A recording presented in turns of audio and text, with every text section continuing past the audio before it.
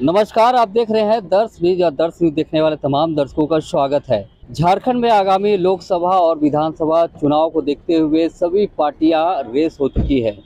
बड़ी पार्टियों से लेकर छोटी पार्टियां इस तैयारी में जुट गई है।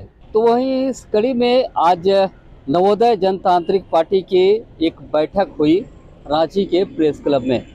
इस बैठक में राज्य भर के जिलों से जो है लोग यहाँ पहुँचे थे और पदाधिकारी पहुँचे थे और नए पदाधिकारियों की घोषणा भी की गई। हम आपको बता दें कि जो नवोदय जनतांत्रिक पार्टी है उसका एक स्लोगन है, समस्या आपका और समाधान हमारा। इस स्लोगन के साथ जो है नवोदय जनतांत्रिक पार्टी आगे बढ़ रही है। 2024 में झारखंड में या पूरे देश में किस तरह से चुनाव लड़ेंगे और पार्टी को कैसे आगे लाएंगे। दूसरा ये कि आज हम लोग राष्ट्रीय परिषद के सदस्य भी हैं और आम सभा के तौर पर जितने भी झारखंड में अलग अलग जिले से अलग अलग पदाधिकारी आए हुए हैं, सभी का हम लोग राय जानना चाह रहे हैं कि हम लोग आने वाले डेट में किस तरह से करें और कितने विधानसभा सीटों में चुनाव लड़ेंगे। इसी को तैयारी को लेकर के हम लोग ये महत्वपूर्ण बैठक रखे हैं। तो क्या कुछ निर्णय लिए हैं आप लोग? हम लोग का निर्णय ये है कि हम लोग 2024 में पूरे 14 लोकसभा और 81 विधानसभा में चुनाव लड़ेंगे और अन्य पार्टियों से भिन्न हमारी सोच होगी। हमारा एक ही नारा है, समस्या आपका समाधान हमारा है, यही एनजेपी का नारा है और इसी उद्देश्य को लेकर हम लोग काम करेंगे। और जब लोग समस्या देंगे तो उनका समाधान हम करेंगे, तो हमको जरूर सपोर्ट करेंगे। और अगर हम समस्या का समाधान नहीं कर पाते हैं तो हम जनताओं से कहेंगे कि आप हमको समर्थन मत करिए। आज जो झारखंड की स्थिति है किसी से छुपी नहीं है। आज 23 साल होने को जा रहा है झारखंड में। जिन पार्टियों ने राज किया, किसी दो गठबंधन अभी चल रही है। एक ने करीब 15 साल राज किया, उसके बाद एक लगभग 6 साल करने जा रही है। इन दोनों के बावजूद भी झारखंड की स्थिति जहाँ की जो जैसी पहले स्थिति था उसी तरह की है। हम उनमें बदलाव लाना चाहते हैं और ऐसे लोगों को पार्टी में लाना चाहते हैं जो समाज के हित में काम करते हैं और किसी बिना भेदभाव के ही जो हम लोगों के साथ जुड़कर काम करेंगे और समाज में बदलाव लाएंगे। वैसे लोगों को हम पार्टी में चुनाव लड़ाएंगे और उसी को टिकट देंगे। सर, सारी सरकारों ने खासतौर से किसान, मजदूर और गरीब और दूर दराज लोगों के रहने वाले लोगों को बहुत ठगा है। किसानों को उस तरीके से ठगा जाता है कि सबसे ज़्यादा ठग आज के सबसे ज़्यादा नुकसान सबसे ज़्यादा होता है तो किसान का होता है। उसकी खेती का मूल्य, एक किसान जाति ऐसी है हमारे देश के अंदर जो अपनी फसल का खुद मूल्य निश्चित नहीं कर सकती कभी भी, और वही अनाज का बिस्किट चेंज होता है तो वो 1000 रुपये किलो हो जाता है व्यापारियों के द्वारा और कुछ लोगों के द्वारा।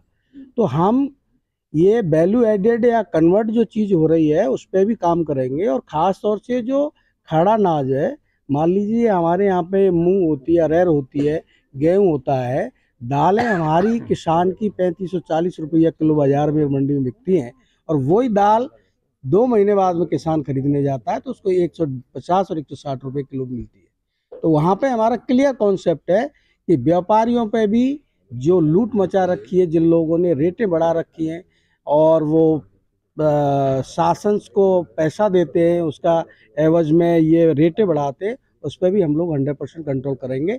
कुछ लिमिट निश्चित करेंगे, 20%, 25% एडेड वैल्यू ऐड करके, उससे ऊपर आपको नहीं जाना है। यदि आप ऐड करते हो तो किसान को भी उतना ऐड होके जाना चाहिए। शामवीर सिंह चाहा, राष्ट्रीय संगठन मंत्री, नवोदय जनतांत्रिक पार्टी। मैं नवोदय विद्यालय में 25 ईयर्स मैंने सेवाएं दी हैं एज ए एनसीसी ऑफिसर और मैथमेटिक्स टीचर।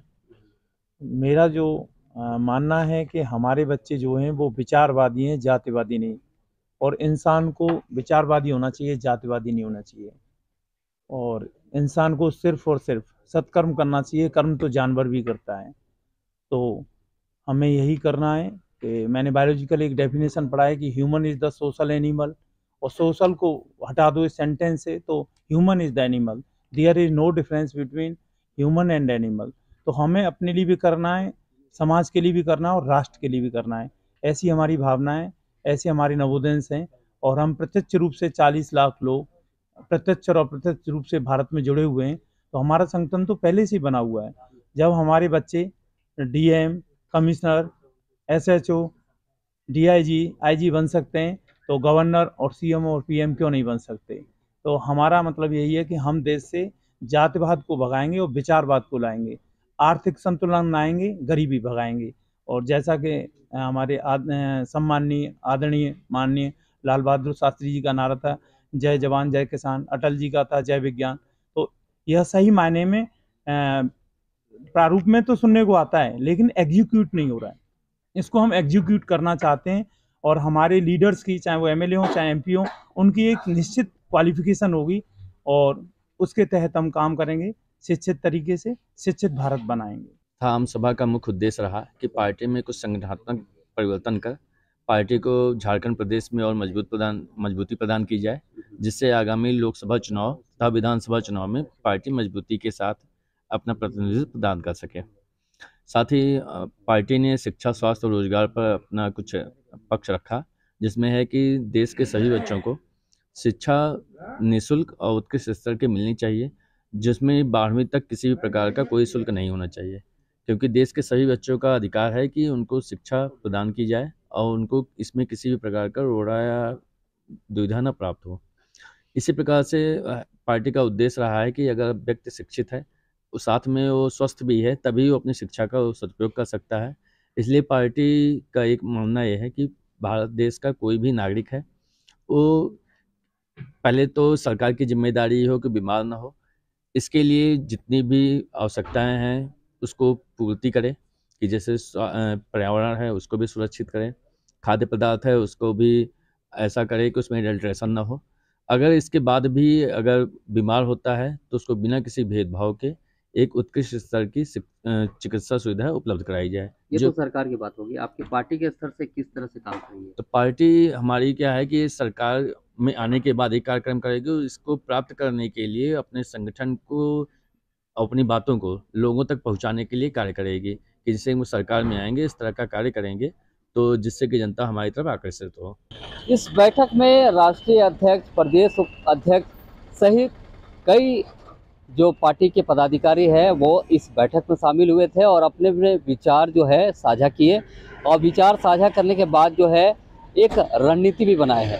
अब आपको बता दें कि नवोदय जनतांत्रिक पार्टी ने रणनीति बनाई है आगामी लोकसभा और विधानसभा चुनाव को लेकर, यानी झारखंड में 81 विधानसभा और 14 लोकसभा चुनाव पर अपने दमदार मौजूदगी पेश करेगी, यानी कि पार्टी चुनाव लड़ेगी और अपने पार्टी के माध्यम से प्रत्याशियों को उतारेगी और प्रत्याशियों के माध्यम से जनता के बीच जाने का प्रयास करेगी।